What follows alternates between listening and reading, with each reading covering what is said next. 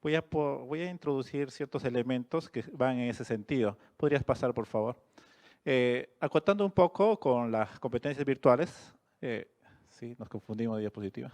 Bueno, vamos a encontrar que a la hora, como dice, siempre queremos buscar la receta, ¿no es así? La receta mágica de cómo poder realmente hacer las cosas. Pero a la vez nos vamos a encontrar también en diferentes niveles de uso de la tecnología. Entonces acá una clasificación muy simple, ¿no? Algunos de repente estamos en la etapa de aprestamiento.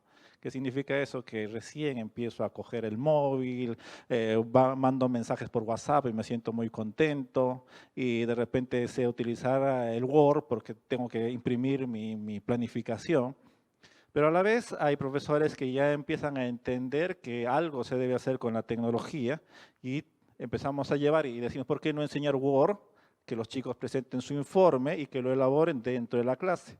¿Por qué no podemos resumir esto de hacer muchas hojas, hacer mapas conceptuales, mapas mentales, etcétera? De repente encuentro alguna aplicación por ahí, por ejemplo, Google Science, no sé si alguien ha podido escuchar de esta aplicación, convierte al celular en un laboratorio de investigación. Entonces de repente se me ocurre, encuentro esta aplicación que es mágica para mí y la trato de llevar al aula. Entonces, cuando empezamos a llevar la tecnología dentro del aula, estamos en un uso de la tecnología, pero resulta que todavía no le damos el sentido pedagógico de por qué tenemos que utilizar la tecnología. No le encontramos la eficiencia, es decir, la tecnología tiene un sentido de eficiencia, pero antes de la tecnología nosotros tenemos que desarrollar los conceptos, las competencias de poder desarrollar conocimiento y resolver problemas. Si no desarrollamos eso antes, en realidad el colocar tecnología, ¿para qué? Simplemente nos va a servir para informarnos y lo segundo, para distraernos. Entonces, cuando nosotros empezamos a encontrarle un sentido, vamos a hablar de un tema de integración de la tecnología dentro del aula. Y eso quiero hablarles un poco más. ¿Podría pasar? Una más. Una diapositiva más. ¿No corre? Y entonces cuando hablamos de integración, de usar la tecnología eficientemente, nos empezamos a topar con varios puntos. Antes del Currículo Nacional 2017, en realidad el 2018, cuando ya se empieza a hablar de esta competencia 28, muchos teóricos empezaban a decir la tecnología debe formar parte del currículo. O sea, debía estar en los documentos curriculares. Pero ahora lo tenemos dentro de los documentos curriculares, pero nos damos cuenta que faltan otros elementos más. Y esos elementos tienen que ver, en primer lugar, con la infraestructura. Entonces, muchos de nosotros nos sentimos limitados de alguna manera cuando no tenemos, por ejemplo, computadoras. O cuando de repente no tenemos tablets. O empezamos a tener computadoras y llegan las tablets, pero nos falta la conectividad. O empieza a ver estos elementos, tenemos conectividad, tenemos computadoras, pero resulta que el director puede decir, no usen la tecnología porque lo que veo es que los padres de familia se quejan de que no han llevado los cuadernos llenos. ¿Sí? Entonces, tenemos que hablar de regrese por favor. Tenemos que hablar primero de infraestructura, tenemos que hablar de que ya está en la competencia, pero también tenemos que hablar de la parte de gestión.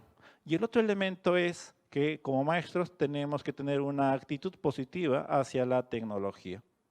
Entonces, claro, todos los que tenemos esa actitud positiva estamos acá, pero hay una enorme cantidad de maestros que no tienen esa actitud positiva. Entonces, ¿qué es lo que está viendo en muchas escuelas? Cuando un profesor trata de introducir nuevos elementos, resulta que el colectivo se torna un poco duro y dice, ¿para qué vas a utilizar mucho la tecnología? ¿O para qué quieres hacer un proyecto de innovación con tecnología? Que sí estamos muy cómodos. Entonces, por lo general, tenemos que romper múltiples barreras para poder realmente integrar la tecnología. Pasamos. Y entonces, el currículo nos habla del famoso entorno virtual. Ya no nos habla de las TIC, sino nos habla de los entornos virtuales. Y esos entornos, por lo general, en la definición nos dice que es interactivo, básicamente nos conectamos, nos interrelacionamos a través de la tecnología, es virtualizado porque en realidad muchos elementos no existen en la realidad, es ubicuo porque puede ser en cualquier momento y en cualquier lugar, y es híbrido. Pero en realidad, ¿para qué me sirve un entorno virtual? Y cuando vemos a la escuela, a veces tenemos miedo de que de repente la tecnología va a reemplazar al maestro. Pero en realidad es muy difícil, por lo menos en los próximos 50 años, que eso suceda. ¿Y por qué es esto? Porque básicamente el espacio es uno para aprender de manera autónoma, pero ¿para qué o qué función tiene la escuela? Si no es el aprendizaje guiado. Somos nosotros los que guiamos y hacemos efectivo el aprendizaje. Entonces, ¿cuándo realmente el estudiante se vuelve autónomo? Es realmente a través de su maduración, es en el tiempo. Incluso muchos de repente que vamos a una maestría, a un doctorado, todavía necesitamos cierta tutorización de nuestros maestros para que nos digan en qué línea debemos seguir o qué línea de información debemos revisar para ser mucho más efectivos y mucho más eficientes en lo que queremos aprender. Entonces, en realidad, estos espacios virtuales nos hablan de espacios para aprender de manera autónoma y también de manera guiada. A veces le tenemos miedo a decir que nosotros guiamos el aprendizaje de nuestros estudiantes y pensamos que la utopía es lograr inmediatamente la autonomía en el aprendizaje. Pero en realidad eso es un proceso de construcción de las personas. Pasamos. ¿Podría pasar? Un hito más, creo que no estoy hablando. Está fallando, sí. Entonces, Lea les ha hablado, y muchos de repente los que han estado en el anterior panel, han hablado del enfoque STEAM. Sí, ¿no? Hay un enfoque pues, de ciencia, tecnología, ingeniería, matemática y arte. Pero resulta que el currículum no nos habla de ese enfoque, sino que nos habla de dos enfoques. Uno, la alfabetización digital y la mediación interactiva.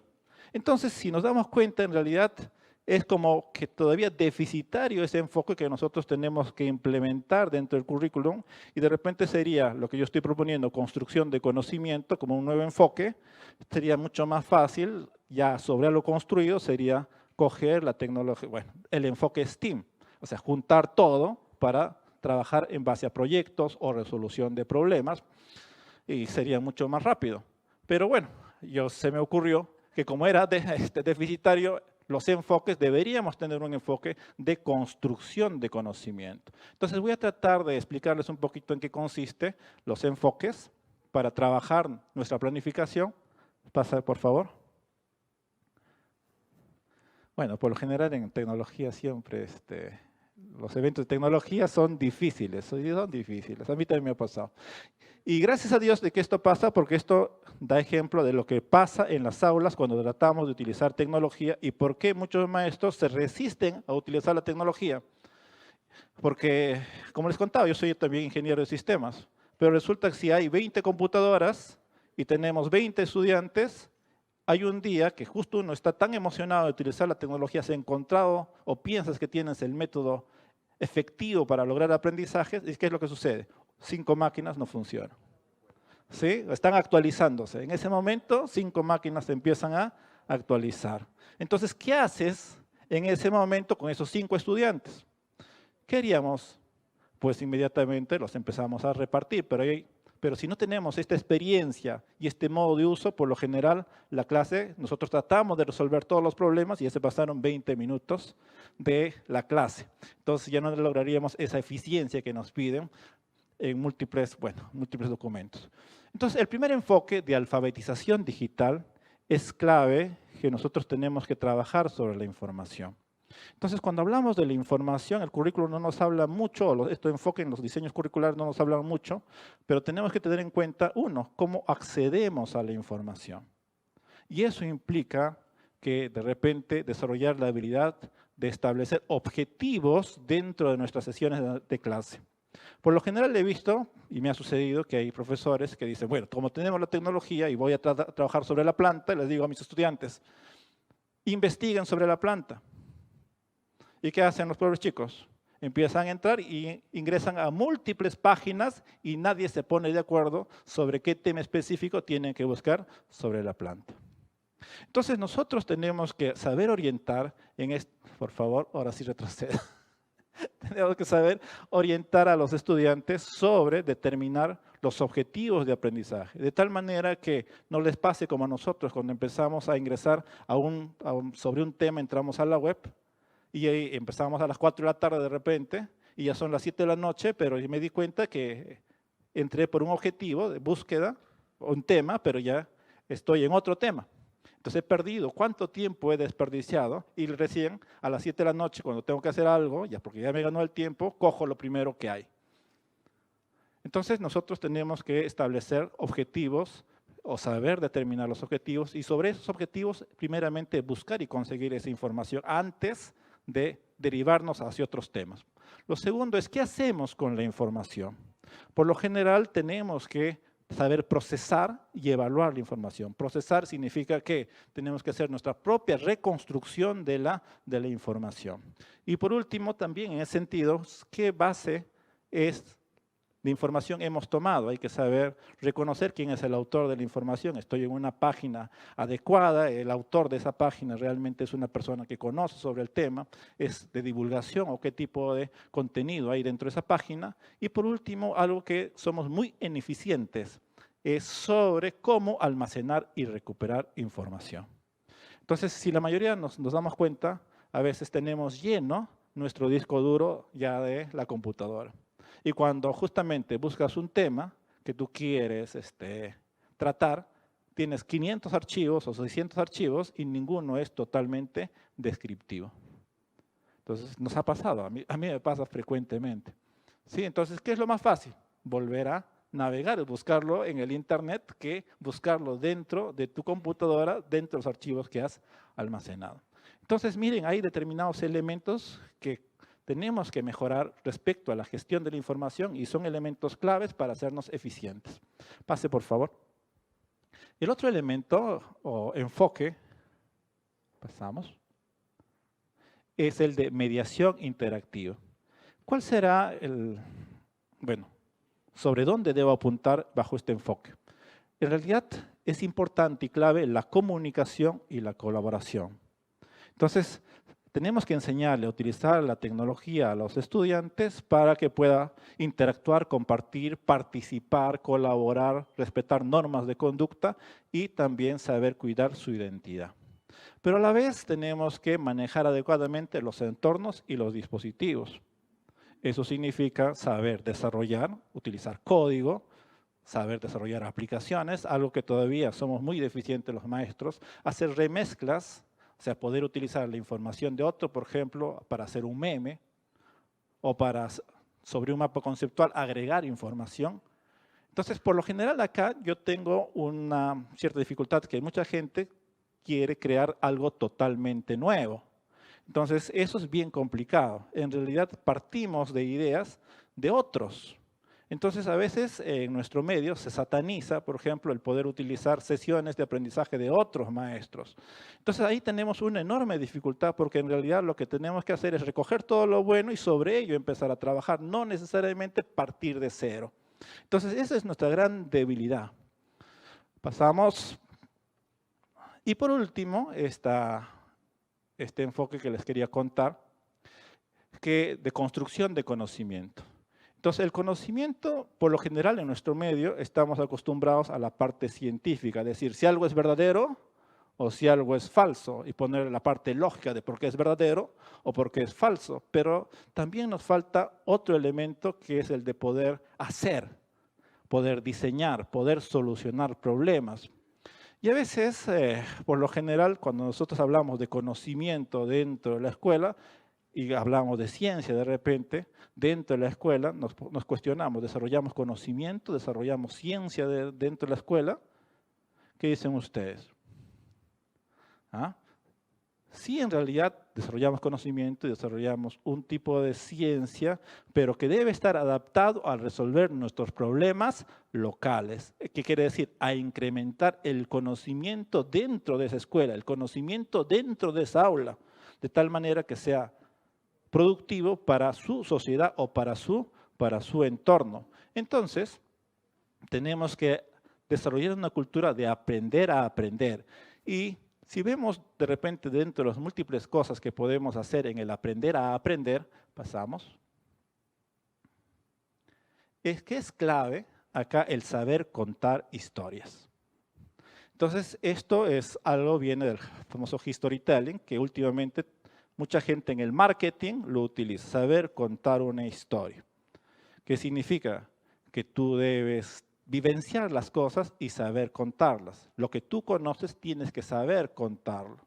Y es un elemento que engancha dentro del mundo virtual. El que sabe contar una historia, el que sabe enganchar con la persona o con las personas, en realidad es muy exitoso. Entonces, los mejores proyectos o las personas más inteligentes no necesariamente triunfan en este ecosistema digital porque no saben contar una historia. ¿Qué quiere decir? No saben enganchar con la otra persona. Entonces, por lo general, sabemos muy bien que formamos en nuestro medio, hay academias, hay institutos que forman técnicamente o de manera de ingeniería a muy buenos profesionales. Pero ahora nos preguntamos, ¿estos profesionales tendrán éxito?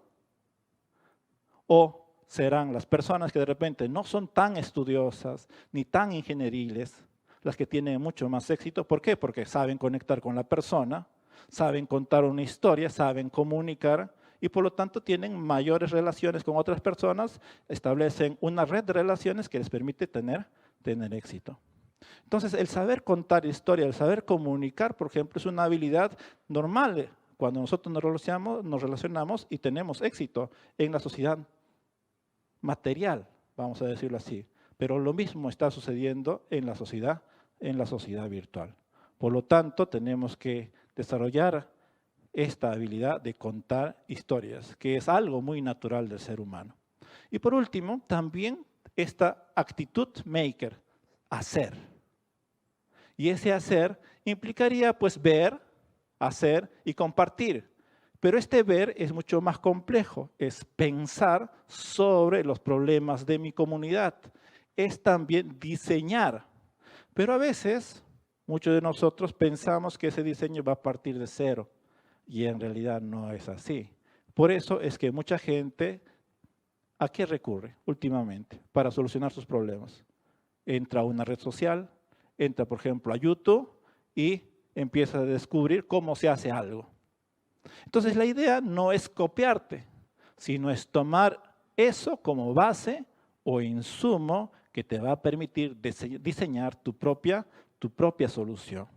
Luego va a venir el hacer, pero ese hacer tiene que estar acompañado. Y entonces surge algo que es importante, cómo nosotros nos comportamos dentro de las aulas, cómo queremos que trabajen nuestros estudiantes, solos o acompañados. ¿Cómo les decimos a los chicos a la hora del examen? Cada uno se defiende solo. ¿Sí? Cuando tú tienes un problema, ¿qué es lo que haces? Cuando tú tienes una duda, una pregunta, ¿qué es lo que haces? Preguntas a la persona que tiene más conocimiento. Pero ¿qué pasa en la escuela? En la escuela, justamente cuando se enfrenta al examen el estudiante, ¿a quién le va a preguntar? A nadie, solo tiene a él para defenderse. Pero, ¿cómo es en las organizaciones y en las empresas?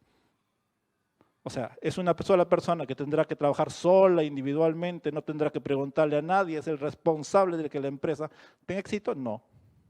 En realidad es un trabajo colaborativo. Entonces, lamentablemente, nuestra forma de pensar y nuestra forma de hacer está muy desligada de lo que queremos enseñar. Entonces, y muchas veces nos enfrentamos a, por lo general, lo que llamábamos llenar nuestro cerebro de información. Pero lamentablemente, si no hacemos, si no experimentamos, ¿qué vamos a poder retener? Entonces ahí surge justamente lo que decía Lea, ¿no? El método de proyectos, el método de indagación, cuestionamiento. Entonces, todos esos elementos están relacionados justamente a esta idea, construir conocimiento. Y por último, hay algo importante que tiene que romperse dentro de nuestra cultura, el compartir. Entonces, por lo general, ¿cómo somos nosotros o cómo formamos a nuestro estudiante? Si algo te sale bien, si tienes una buena idea, ¿qué haces? ¿La compartes con todos o te la guardas?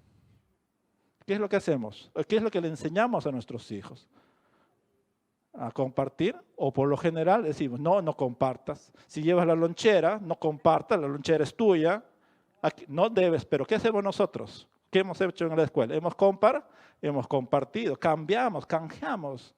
muchas cosas. Entonces, en realidad la cultura nuestra tiene que estar orientada al compartir. Pero acá tenemos que introducir un nuevo elemento que también está dentro de las habilidades digitales, el respeto de los derechos de autor. Entonces, todo en nuestro sistema empezaría a cambiar si nosotros supiéramos reconocer de quién nos hemos copiado, ¿sí? Y de quién hemos tomado como elemento inspirado. Pero también no es malo copiar, ¿sí? Siempre y cuando reconozcamos los derechos de autor. Entonces, qué bonito sería en nuestro sistema que alguien dijera, me he copiado el plan de clase de mi colega, pero sobre eso he aumentado 3 cosas más. ¿Sí? Entonces, más abajo, el director copió, adaptar, referencia bibliográfica, colega tal, aporte. Entonces, en realidad avanzaríamos bastante con el simple hecho de reconocer de quién nos hemos prestado la unidad de aprendizaje o la sesión de clase. Porque eso podría en limpio lo que realmente queremos para nuestra cultura. ¿Cómo otras culturas han logrado desarrollarse? ¿Sí? ¿No es utilizando lo que otros ya han producido? Entonces, ¿por qué tenemos miedo? No debemos tener miedo, lo que tenemos que saber es reconocer los derechos de autor. Pase, por favor. Y ya, antes que me corten. Ahí está. Esto es lo que decía, procedimiento recomendado. Lo que tenemos que hacer en primer lugar son las decisiones curriculares. Tenemos que determinar qué es lo que queremos que aprendan nuestros estudiantes. Lo segundo son las decisiones pedagógicas, que implica hacer el diseño de la clase del modo tradicional. Y por último, sobre ese modo tradicional, pensar, ¿cómo puedo lograr un aprendizaje más efectivo de mis estudiantes? Si yo antes tenía que imprimir muchas hojas y no tengo recursos y solo voy a repartir de repente una hoja y voy a leerla yo, de repente lo puedo proyectar en el proyector. Si yo voy a utilizar, de repente digo, tienen que investigar o tienen que salir a pintar y de repente no tengo colores, ¿qué haría? Si tengo un celular, que vayan y tomen fotografías. Entonces, la secuencia es simple, pase por favor, y esta secuencia no me la he inventado yo, sino viene de un modelo denominado el TPACK. Aprendizaje tecnopedagógico, pase por favor. Estoy igual que Lea, queriendo como si fuera mi... donde este modelo, el TPACK, conocimiento tecnopedagógico del contenido, nos habla de que debemos partir de las competencias, actividades y secuencia y recién seleccionar la tecnología. Porque muchos hemos cometido ya el error, y esperamos que ustedes no los cometan, de que primero nos enamorábamos de alguna aplicación del celular o de la computadora y queríamos utilizar sí o sí, queríamos enseñar a través de esa aplicación. Y hoy día lo recomendado y lo ya probado es partir de las competencias y de las actividades y de su secuencia para luego ir pensando qué elementos de esa secuencia pueden lograr eficiencia a través de la tecnología. Gracias.